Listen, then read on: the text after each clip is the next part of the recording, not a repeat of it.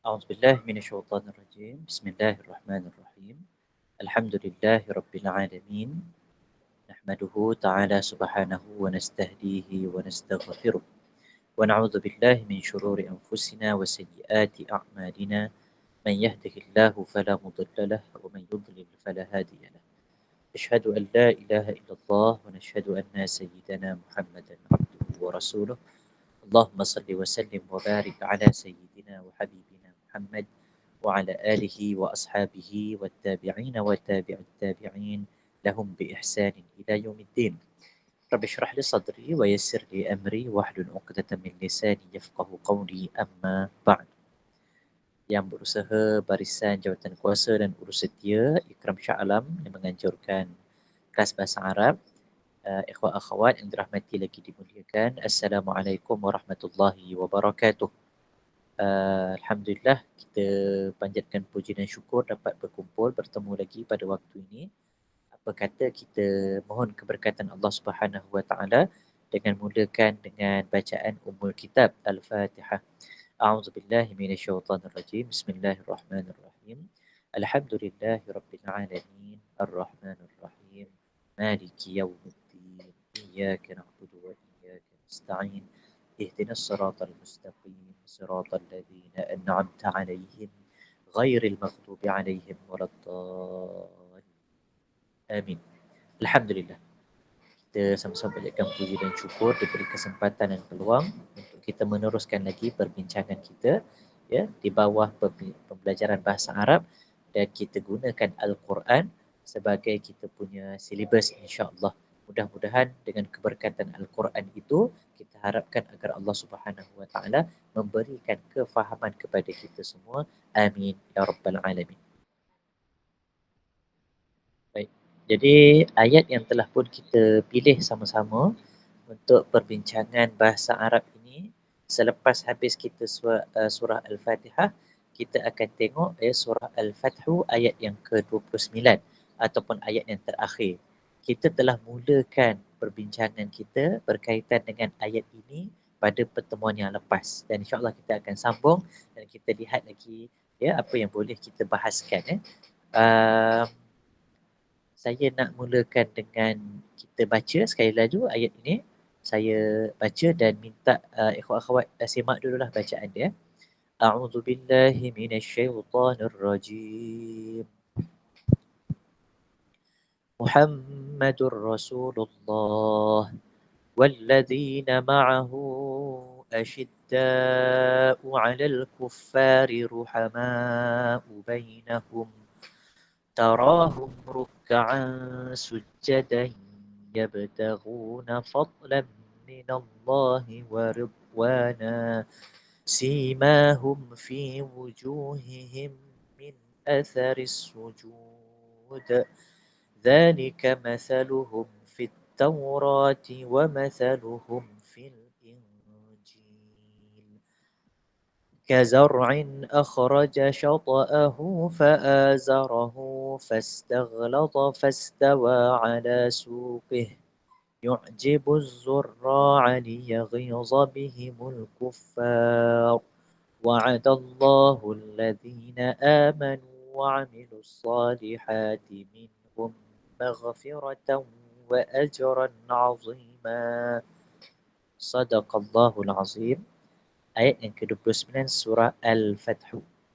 Baik, kita tengok sekali lalu terjemahan secara literal, sepatah-sepatah yang disebut sebagai harfiah. Terjemahan harfiah sepatah-sepatah untuk ayat ini. Muhammadun, Muhammad.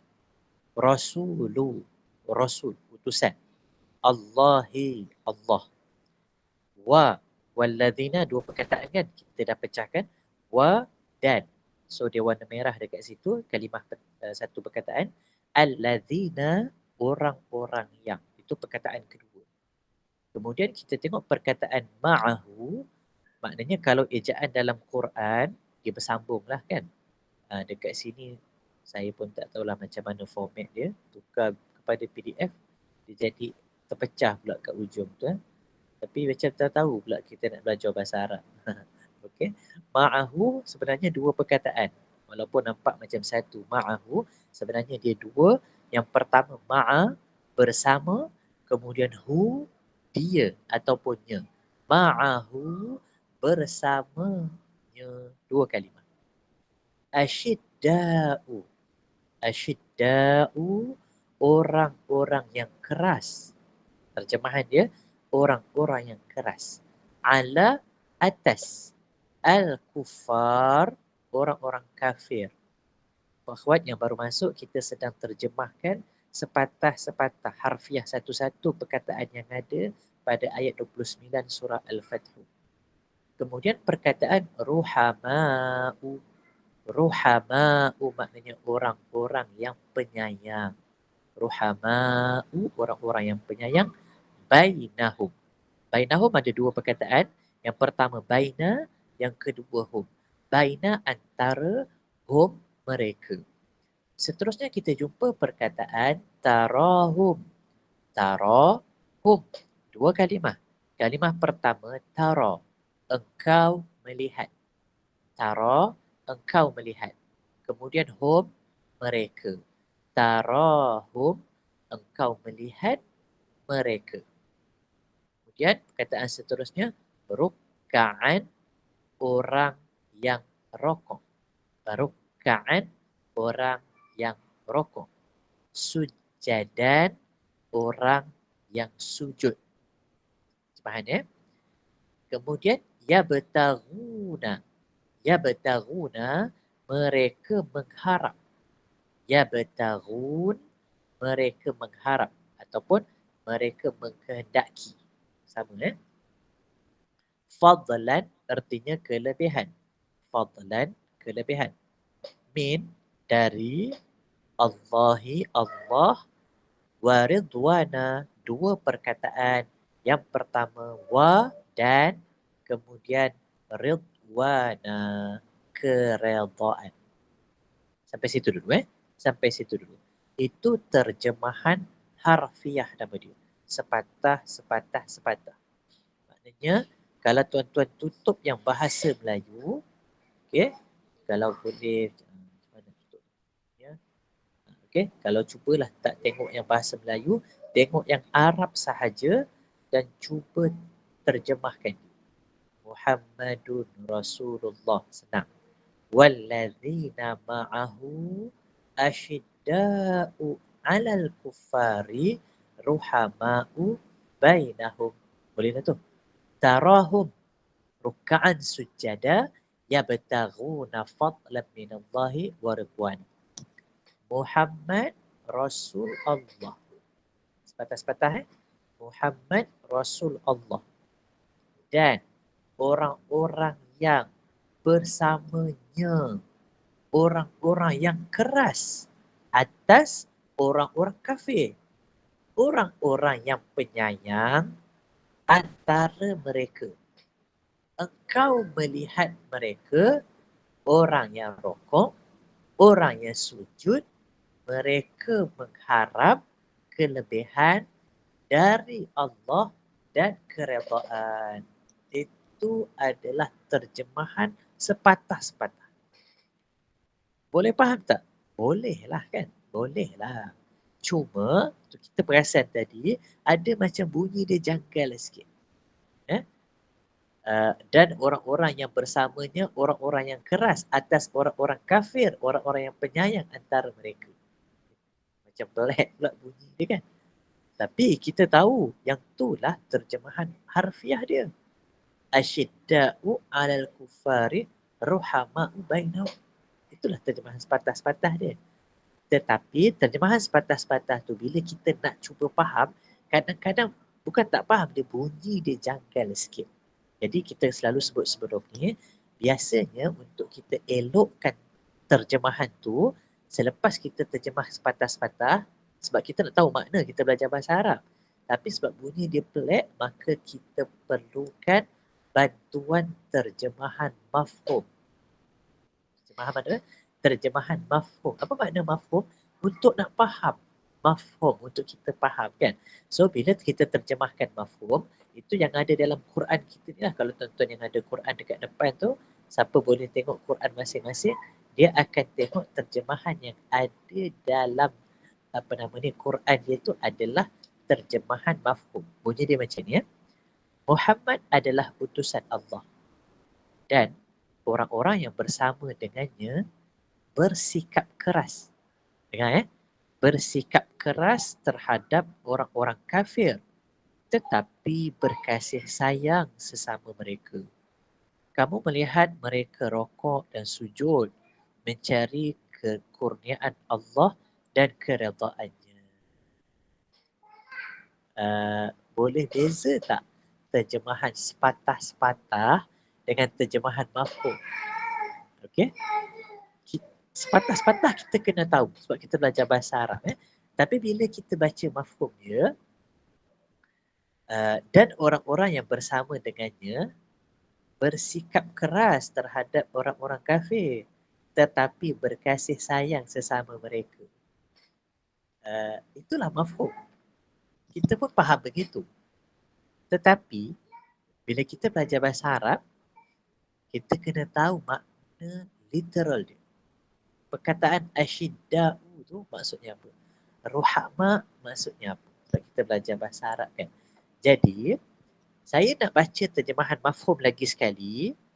Okay? Saya nak baca terjemahan mafhum lagi sekali.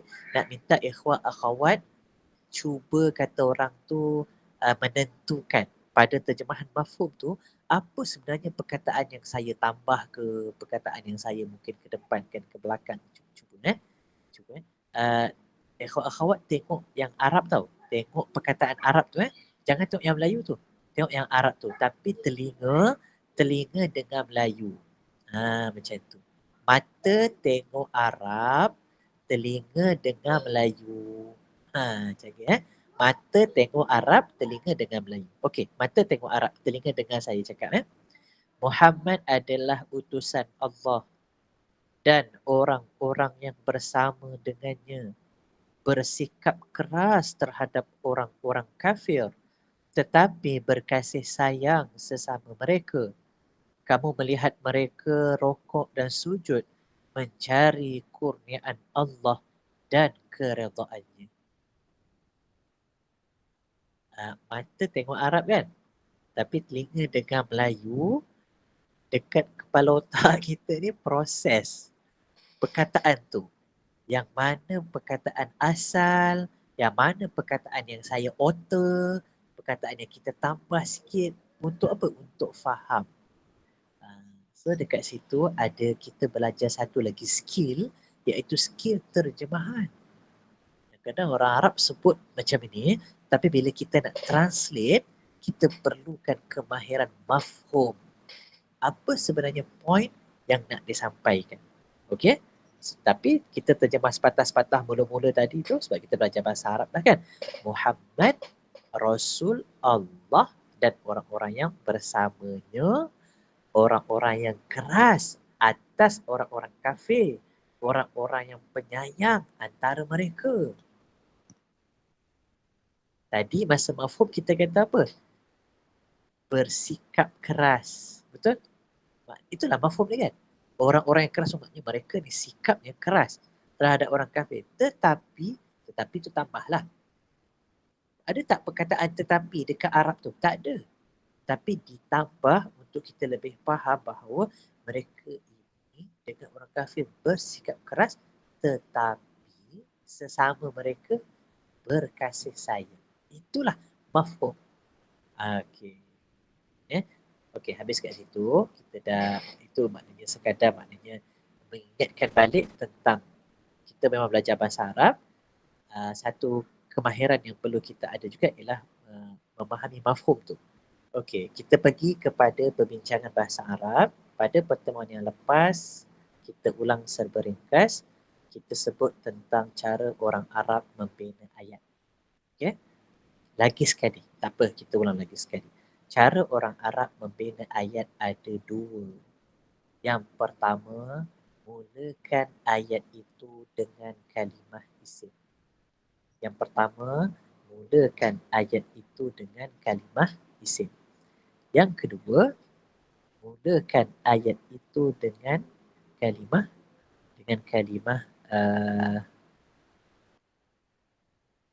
fi'il. Okey. Ini nota yang telah kita berikan pada pertemuan yang lepas. Rangkap dimulakan dengan kalimah isim itu dipanggil sebagai rangkap isim.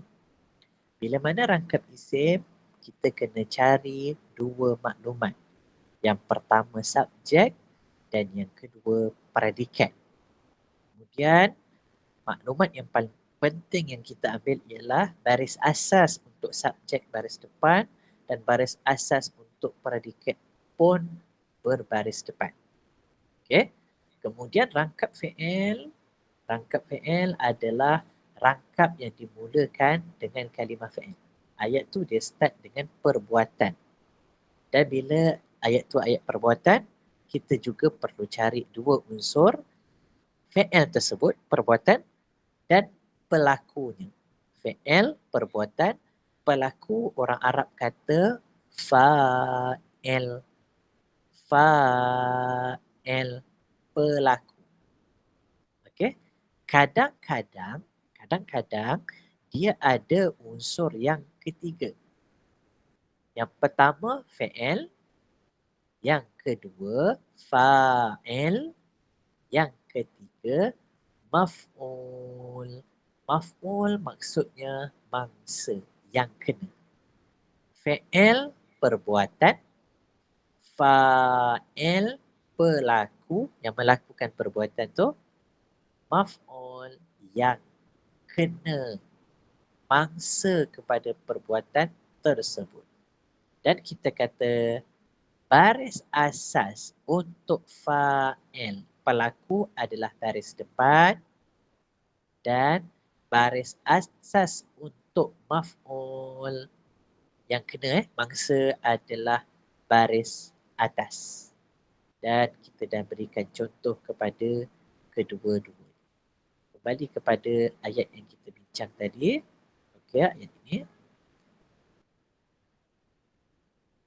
Tak baris.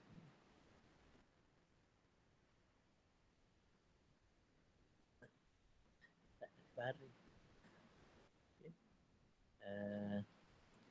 Okey. Muhammadun Rasulullah. Satu rangkap. Walladzina ma'ahu asyidda'u 'alal kuffari ruhama'u bainahum. Rangkap kedua. Tarahum rukka'an sujada. Rangkap ketiga. Yabtaghuna fadlan minallahi wa ridwana. Rangkap yang keempat. So ada 4 rangkap dalam perbincangan malam ini. Muhammadun Rasulullah. Misalkan di sini. Okey. Muhammadun Rasulullah. Satu rangkap. Ini rangkap apa? Kita kata ini rangkap isim. Kerana rangkap ini dimulakan dengan kalimah Muhammad. So dia isim lah. Rangkap isim cari dua maklumat. Apa dia? Subjek, predikat. Subjeknya of course Muhammad. Kenapa dengan Muhammad? Muhammad itu adalah Rasulullah. Okay. Itu predikat. Muhammad Rasulullah. Muhammad subjek, Rasulullah predikat. Okey, dah jumpa dah subjek dengan predikat. Sekarang kita berikan baris.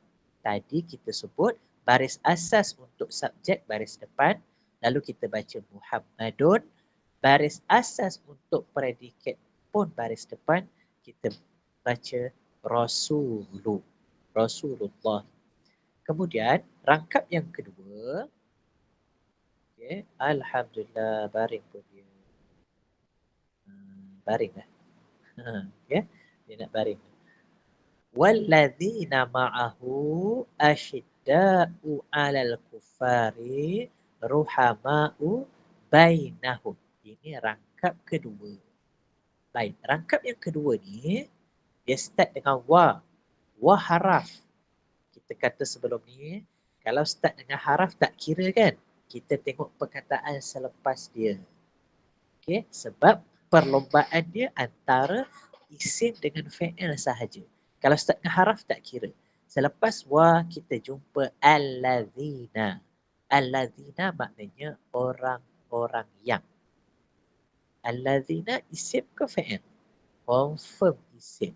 Kita dah belajar sebelum ni. Isim yang mewakili. So, rangkap ni rangkap isim. Kalau rangkap isim, kena cari subjek predikat.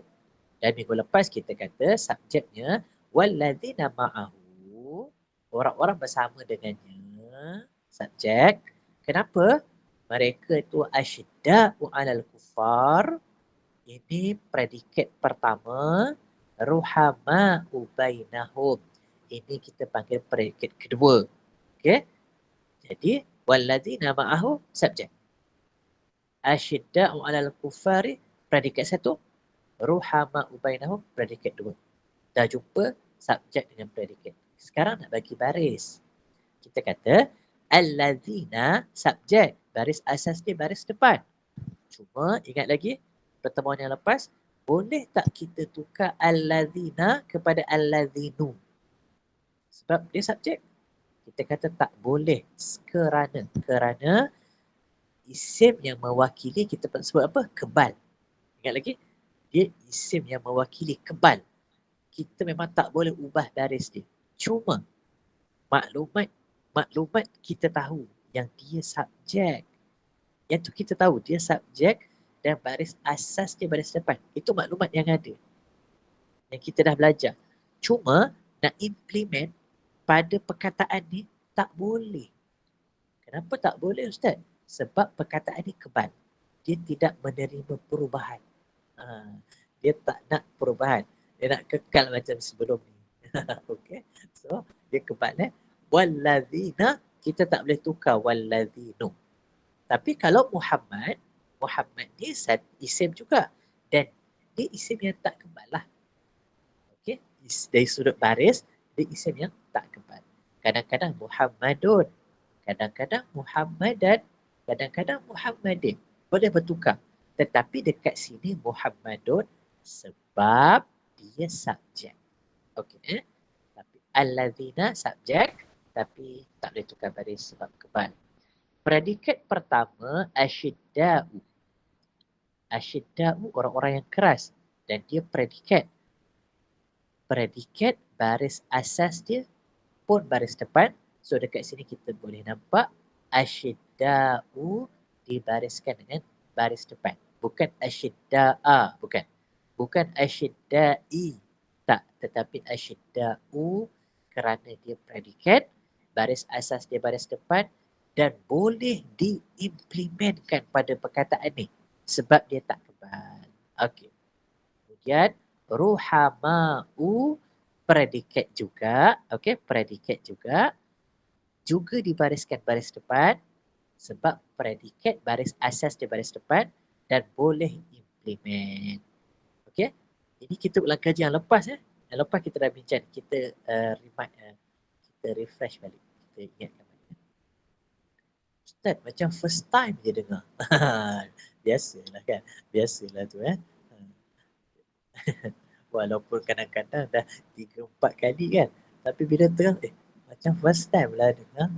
Tak apa kan, tak apa. Kita nama pun belajar Selagi kita boleh ulang, kita ulang insya-Allah. Okey.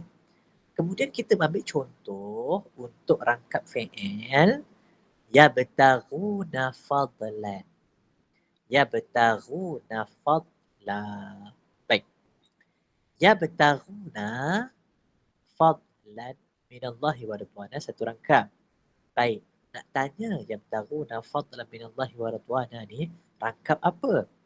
Tuan-tuan akan jawab, ni rangkap fi'il lah. Sebab apa rangkap fi'il? Sebab rangkap ini dimulakan dengan mereka mengharap. Mereka mengharap ni apa? Mereka mengharap ni fi'il. Betul tak? Mereka mengharap fi'il lah. Bukan isim. Ya? Kalau fi'il, fi'il apa? Ini fi'il mudhari'. Fi'il mudhari'. Sebab apa? Tak ada sebab apa bukan fi'il madhi? Sebab tak ada telah kan? Kalau fi'il madhi yang ada telah tu. Mereka mengharap fi'il mudhari'. Kalau kita terjemahkan mereka telah mengharap, itu baru fi'il madhi. Okey.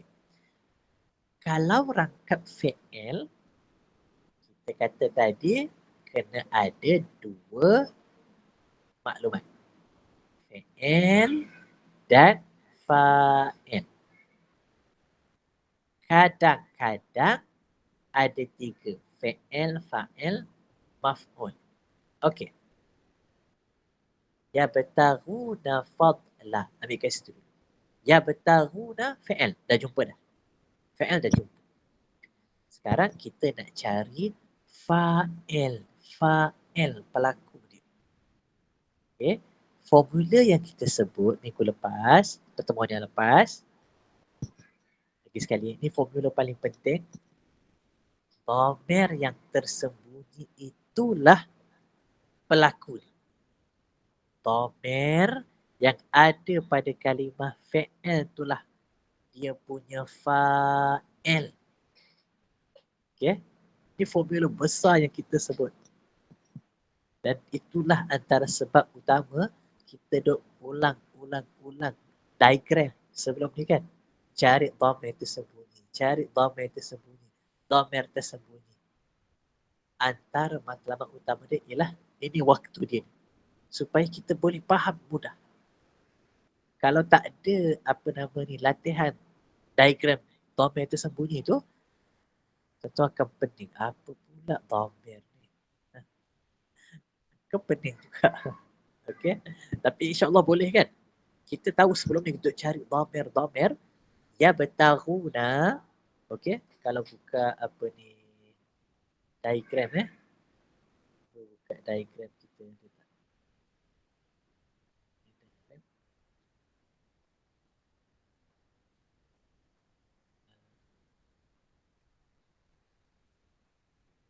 Iklan. Okey. Ini diagram kita kat sini. Ya betaghuna fi'il. Fi'il apa? Fi'il mudhari'. Pindah diagram kedua. Mereka mengharap kan? Ya bertaruna. Mereka mengharap. Kita consider dia muzakkar. Kemudian bilangan mereka ramailah jamak Okey. Pertama kita consider muzakkar. Bilangannya jamak. Mereka ganti nama diri ke berapa? Mereka ganti nama diri ke ketiga. So, kita pergi dekat ganti nama diri ketiga. Tadi kita consider dia muzakkar. Kemudian kita kata dia ramai. Maknanya dhamir yang tersembunyi dalam perkataan yabtaghuna ialah hum. Okey. Dhamir yang tersembunyi pada perkataan yabtaghuna ialah hum. Apa makna hum? Hum maknanya mereka. Okey, kembali pada formula. Dhamir yang tersembunyi tu itulah fa'il pelaku dia. Jadi yabtaghuna fi'il mereka mengharap, fa'il dia mereka hum. Kita kalau orang sebelum ni kalau maknanya kalau tak ikut maknanya perbincangan sebelum ni, ustaz mana hum? Betul tak? Dia akan cari kan. Ustaz tak ada tulis pun home dekat situ. Ya tak ada. Dia dhamir tersembunyi. Yang kita dah drill latihan diagram sebelum ini untuk kita fahamkan bahawa adanya dhamir tersembunyi pada kalimah fi'il. Dan hari ini kita nak lagi tahu dhamir tersembunyi itulah pelaku dia. Fa'il. Jadi ya bertaruna fi'il fa sekali lagi. Ya bertaruna fi'il, unsur pertama. Fa'il, pelaku dia ialah hum, iaitu mereka. Dhamir tersembunyi pada kalimah ya bertaruna. Okey. Ya bertaruna. Ya bertaruna. Ya bertaruna. Mereka mengharap. Dalam yabtaghuna ada dhamir yang tersembunyi iaitu hum. Jadi yabtaghuna ini adalah fi'il perbuatan. Okey, yabtaghuna fi'il. Hum ini fa'il, pelaku. Hum ini dia pelaku. Cuma dia tak nampak dhamir tersembunyi. Okey. Kat situ mudah-mudahan clear. Kembali kepada ni kita punya ayat tadi. Fi'il dengan fa'il dah jumpa. Tadi kita dah belajar fa'il baris asas dia baris asas dia baris depan. Cuma kita tak boleh nak baris depankan home tu. Sebab apa? Sebab home tu tersembunyi. Kan? Tak nampak pun home tu. Kita tak boleh nak bagi dia baris depan. Okey. So nak buat macam mana? Bila tak boleh nak bariskan, okey, tak apalah. Kan? Tak ada masalah lah. Sebab home tu tak nampak pun. Katalah dia nampak, contoh. Yabtaghuna hum, contoh. Yabtaghuna, lepas tu hum fadlan. Mereka mengharap, iaitu mereka kelebihan. Jadi kalau ada hum dekat situ, kita nak bariskan pun tak boleh sebab apa? Sebab kebal. Kita tak boleh tukar humu. Ya? Hum isim yang kebal juga. Isim dhamir. Okey. Jadi yabtaghuna, mereka mengharap, fi'il dan juga fa'il. Ada tak yang diharapkan? Mereka mengharap apa? Mereka mengharap fadlan. Mereka mengharapkan kelebihan. Fadlan. Perkataan fadlan maknanya yang kena. Dia kena apa? Fadlan ni kena apa? Kena harap. Oh, dia kena harap. Siapa yang harap? Yang harap mereka lah. Jadi mereka tu pelaku. Mereka buat apa? Mereka harap. Mereka harap apa? Ada tak yang diharapkan? Ada fadlan. Fadlan ini yang diharapkan. Yang diharapkan, yang kena harap, yang kena orang Arab panggil maf'ul. Yang kena orang Arab panggil maf'ul. Baris asas bagi maf'ul ialah baris atas. Kerana itu kita dapat tengok dekat sini fadlan, bukan fadlun, bukan fadlin, tetapi fadlan kerana dia maf'ul. Okay. So itu sebenarnya ulang kaji jenis-jenis rangkap yang ada dalam Quran. Sorry. Itulah dalam bahasa Arab kan. Okey. Ulang kaji panjang pula Sebenarnya ada tajuk baru yang saya nak kongsi. Kita cuba Ini tajuk baru. Dan pembincangan malam ni saya nak berikan macam introduction tajuk. Nama tajuk ni nama tajuk ni ialah dua isim berdampingan. Lagi sekali tajuk hari ni nama dia dua isim berdampingan. Tuan tulis dulu tajuk dia. Tulis dulu tajuk dia. Dua isim berdampingan. Ya. Berdampinglah denganku wahai si mama. Okay. Itu tajuk dia. Dua isim berdampingan. Tuan tulis penuh lah. Saya nak apa nama ni? Tajuk dia. Maksudnya apa? ada satu kalimah isim, ini isim. Lepas tu ada satu lagi kalimah isim, dia duduk sebelah-sebelah. Yang ni yang ni isim. Kataan ni isim. Isim tu nama kan, tahu isim tu. Yang ni pun isim juga. Dia duduk sebelah-sebelah. Isim yang kedua ni, yang ni, ini satu, ni dua lah.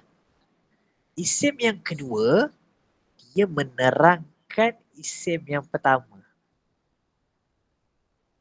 Ulang. Tak apa, kita ulang. Tajuk hari ni, nama dia dua isim berdampingan. Okay. Maknanya kita nampak, kita jumpa dalam Quran, kalimah isim, dia duduk sebelah-sebelah.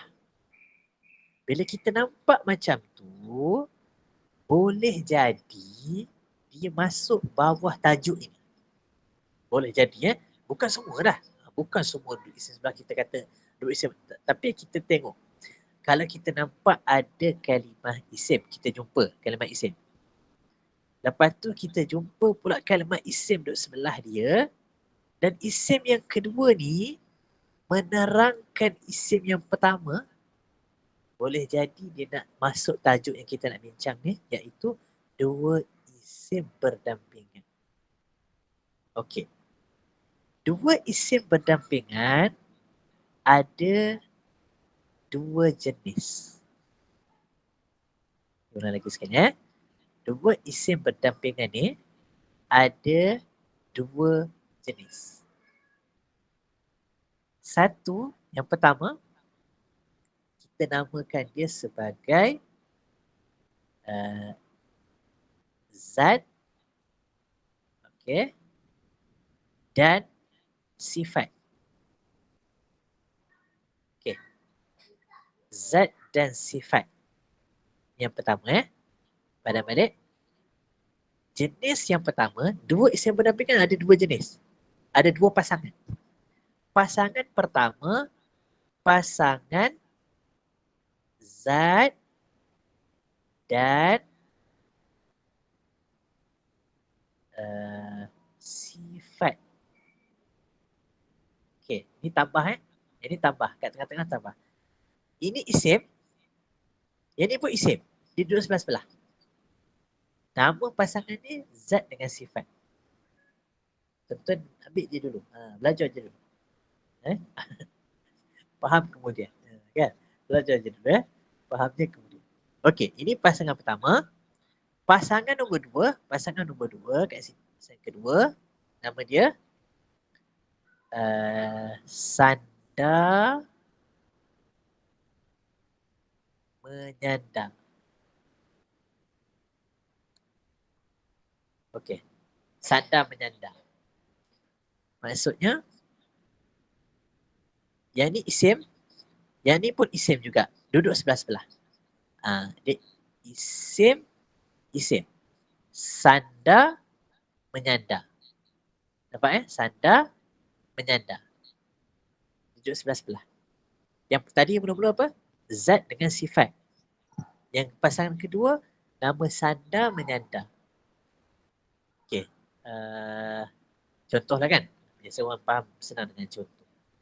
Katalah kita jumpa perkataan saya pakai baju biru. Saya pakai baju biru. Saya pakai baju biru. Okey. Nak tanya, ada tak dua isim berdampingan dekat ayat tadi? Saya pakai baju biru. Ada tak dua isim yang duduk sebelah-sebelah? Cuba perhatikan. Saya pakai baju biru. Cari baju dua biru. isim. Betul. Ahsanti. Ya, baju biru kan. Baju isim, biru pun isim. Baju isim, biru duduk sebelah-sebelah. Dan isim yang kedua, tadi kita sebut isim yang kedua menerangkan isim yang pertama. Kalau Zaujah saya tanya, abang pakai baju warna apa? Kan? Saya tak boleh cakap, saya pakai baju tahulah pakai baju kan. Baju warna apa kan. Maknanya isim yang kedua tu dia kena ada juga untuk terangkan. Saya pakai baju biru. Oh, baru faham. Okay, kalau tidak, macam tak lengkap. Sebab isim yang kedua menerangkan isim yang pertama. Okey. Contoh kedua. Saya pakai baju ustaz. Contoh. Saya pakai baju ustaz. Ada tak dua isim pendampingan? Baju ustaz. Kan? Okey, terima kasih. Terima kasih yang respon. Betul. Baju ustaz. Tukarlah tadi. Dia pakai baju ustaz. Okay, dia pakai baju ustaz. Jadi baju ustaz tu dua isim berdampingan. Baju isim, ustaz pun isim. So dia dua isim berdampingan. Dan dia kena duduk sekali. Sebab isim yang kedua nak menerangkan isim pertama tu. Kalau orang tanya, Man, kau pakai baju siapa? Kalau Ahmad jawab, saya pakai baju. Tak menjawab. Dia kena jawab, saya pakai baju ustaz. Okey.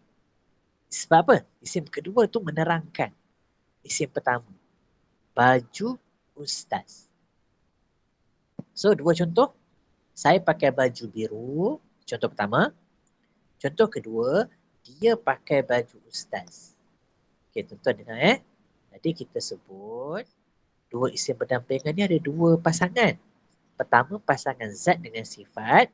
Yang kedua, sandar menyandar kan? Saya pakai baju biru, ini pasangan zat dan sifat. Saya ulang lagi sekali. Saya pakai baju biru. Baju biru tu itu pasangan zat dan sifat. Jadi baju biru. Okay.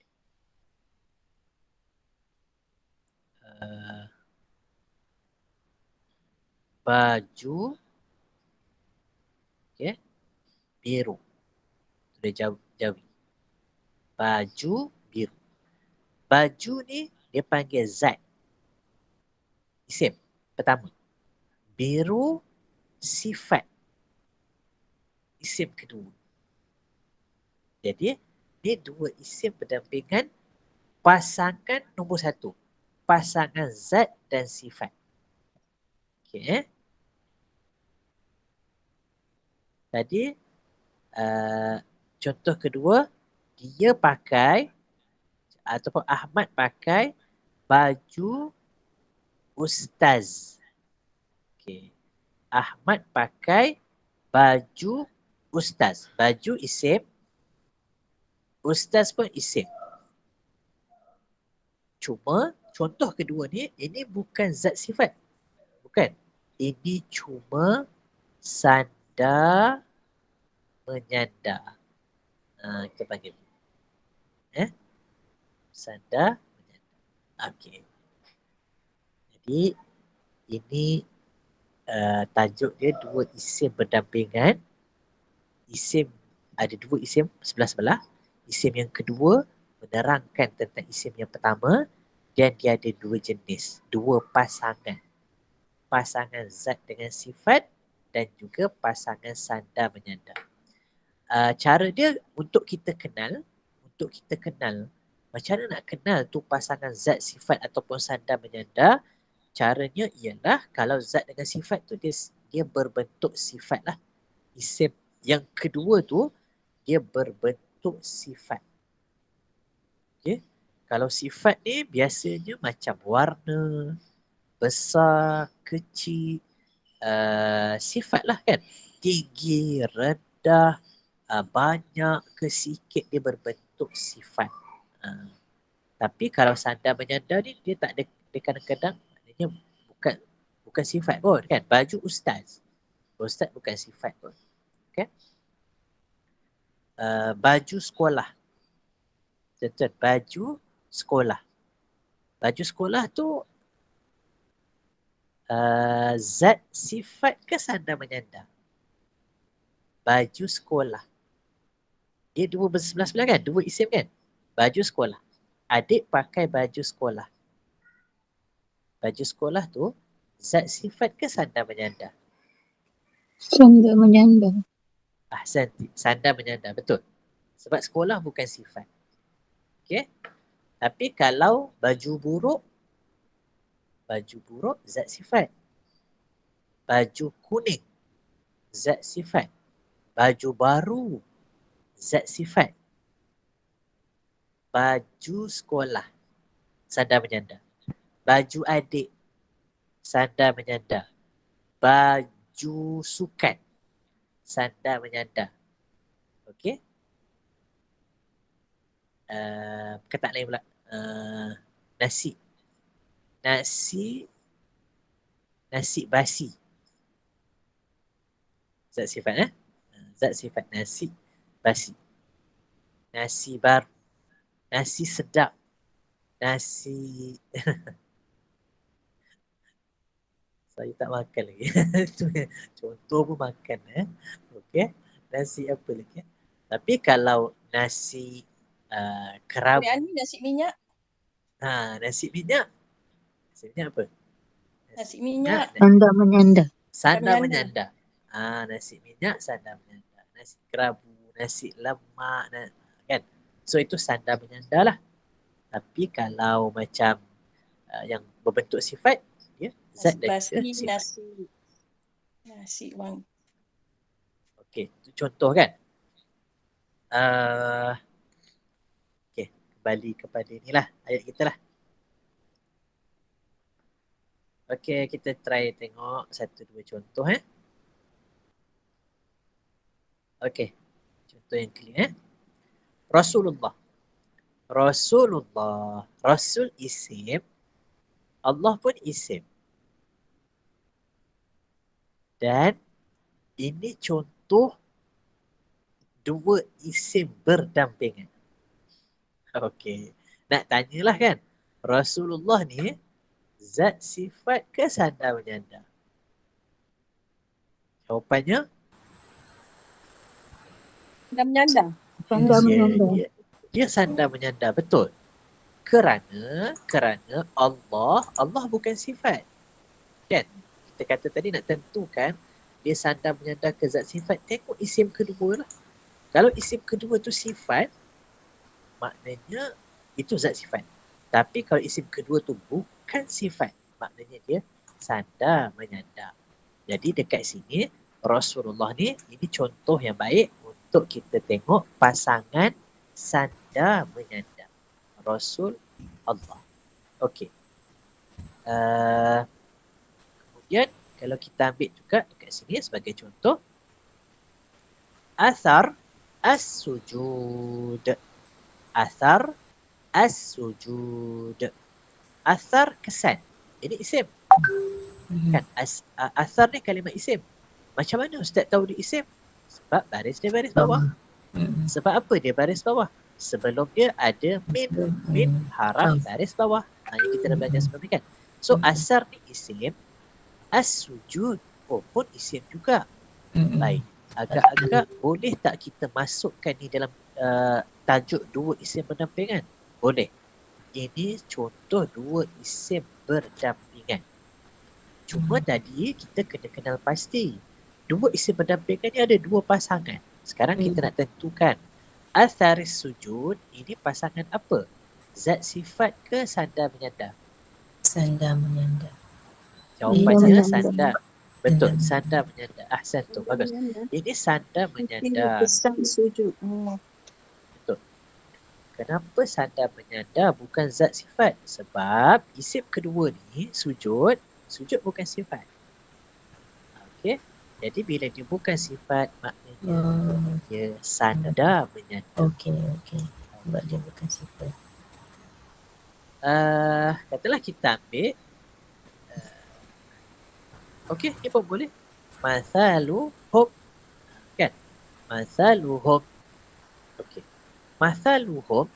Okey, wa tu tinggalkan dulu. Wa tak masuk Wa haraf, bukan isim. Mathalu perumpamaan, isim. Hum mereka, isim juga. Jadi mathaluhum dua isim berdampingan. Bersandar. Okay. Belum tanya lagi dah jawab sandar menyandar. Bob tenang. Bob sabar. Tanya dulu. Jadi, mathaluhum, dua isim berdampingan sebelah-sebelah. Dua isim berdampingan ada dua jenis, dua pasangan. Masaluhum ni pasangan zat sifat ke sandar menyandar? Sandar menyandar. Bila tanya, senyaplah. Okey. Masaluhum sandar menyandar. Sebab apa? Sebab home mereka. Mereka bukan sifat kan? So kalau bukan sifat, maknanya dia sandar menyandar. Okey. Kita ambil yang lain pula. Ini pun boleh. Contoh yang seterusnya. Sukihi. Sukihi. Suki maksudnya pangkal. Kemudian dia ataupun nya kan. Pangkal isim. Nya pun isim. Ini dua-dua perkataan isim. Duduk sebelah-sebelah. Betul tak ini contoh dua isim berdampingan? Betul, dia dua isim berdampingan. Baik, ini pasangan apa? Pasangan zat sifat ke sandar menyandar? Sandar menyandar. Betul, sandar menyandar juga. Kerana nya ataupun he ni, dia itu dhamir ganti nama diri, maka dia bukan sifat. Ustaz boleh tanya, Tanya. apa ni zat dan sifat sandar menyandar ni dalam bahasa Arab ni apa ya? Okey. Nanti saya beritahu. Saya beritahu. Okey, bagus. Soalan last sebelum jawab tadi. Ajran azima. Ajran azima. Ajran maknanya ganjaran. Azima besar. Ajran isim. Mana tahu isim ada tanwin. So confirm dia isim. Azima pun isim juga. Ada tanwin. Jadi ajran azima ini dua isim berdampingan. Duduk sebelah-sebelah. Baik, kalau dua isim berdampingan, kita kena tentukan ini jenis yang mana? Zat sifat ke sandar menyandar? Zat Zat sifat. Okey, betul. Ahsan. Ini adalah pasangan zat dan sifat. Ajran, kita namakan dia zat. Azima, kita panggil dia sifat lah. Sifat kepada zat tadi. Ini contoh zat dan juga sifat. Okey. Menjawab soalan tadi, sebenarnya dalam pengajian ilmu nahwu tak ada tajuk dua isim berdampingan ni. Okey. Dua isim tak ada dalam buku nahwu ke belajar nahwu, memang tak ada. Ini memang maknanya bid'ah lah. Bid'ah yang kita buat untuk bagi faham sebenarnya. Okey, kalau dalam buku nahwu, kalau zat dengan sifat tu, dia tajuk dia satu tajuk, iaitu sifat mausuf. Mausuf sifat nama dia. Ataupun na'at man'un.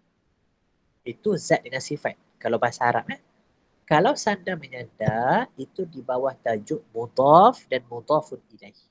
Nama dia mudhaf, mudhafun ilaih. Tapi macam biasalah, saya selalu tak expose yang Arab punya nama kan. Sebab ada macam stigma macam bila sebut Arab ni mesti alamak asalnya dah faham tau. Tapi bila ustaz sebut Arab terus tak faham. Okey. Jadi tak apa. Kita apa ni, tak payah lagi sebut yang Arab tu, kita dapatkan konsep dia dulu.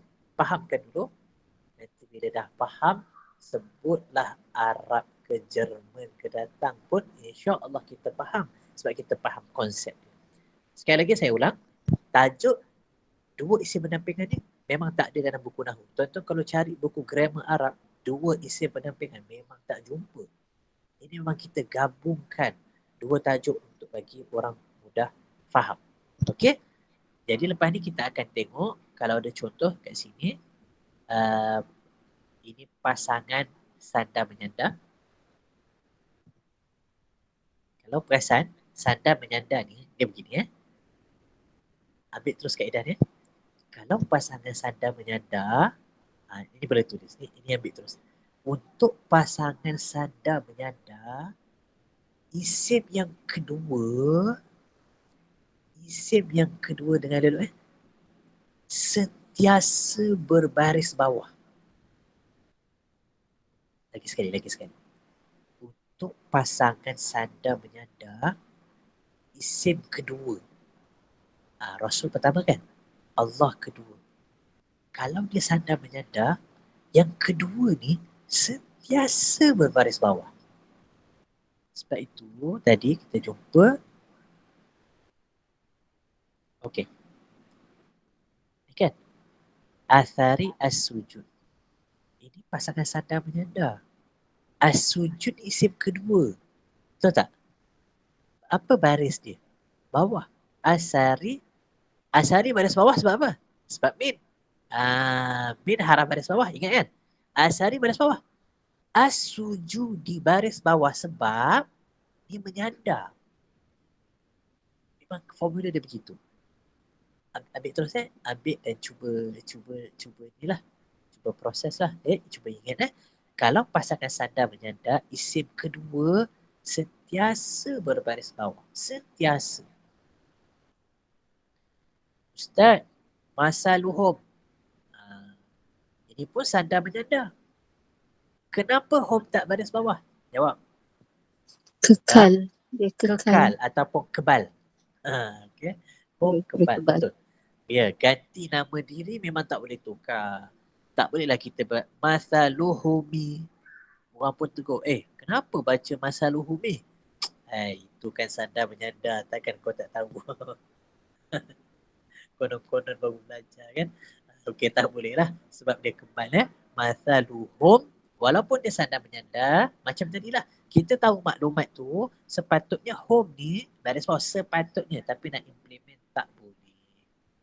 Okey, itu pasangan sandar menyandar. Last sebelum kita habis. Untuk pasangan zat dan sifat. Okey. Untuk pasangan zat dan sifat, baris kedua, perkataan kedua, ambil terus formula ni. Perkataan kedua sentiasa ikut baris perkataan.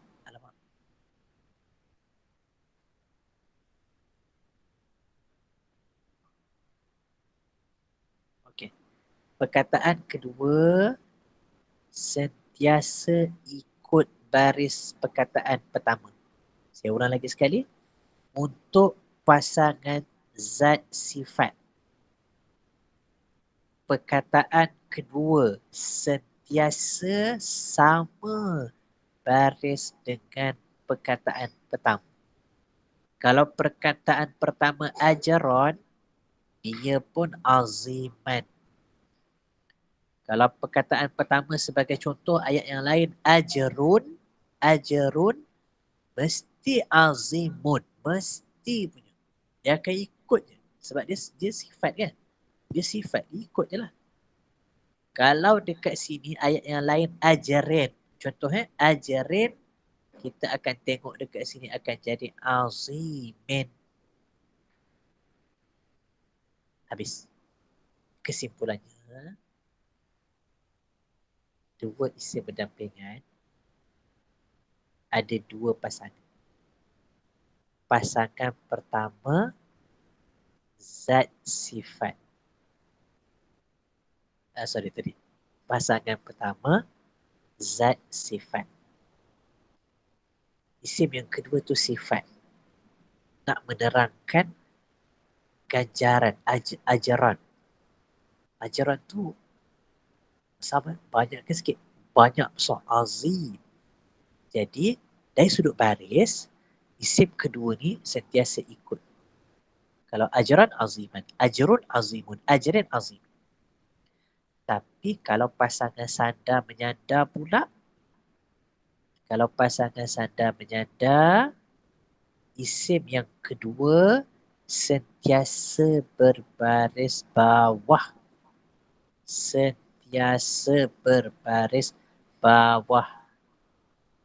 Okey. Sampai situ dulu. Sambung lagi insyaAllah pada pertemuan akan datang. Terima kasih kawan-kawan yang bagi respon kerjasama ikut kelas ya sampai sekarang. Mudah-mudahan Allah mudahkan. Allah bagi kita kefahaman pada Al-Quran insyaAllah melalui bahasa Arab ya. Okey, wallahualam sampai situ dulu.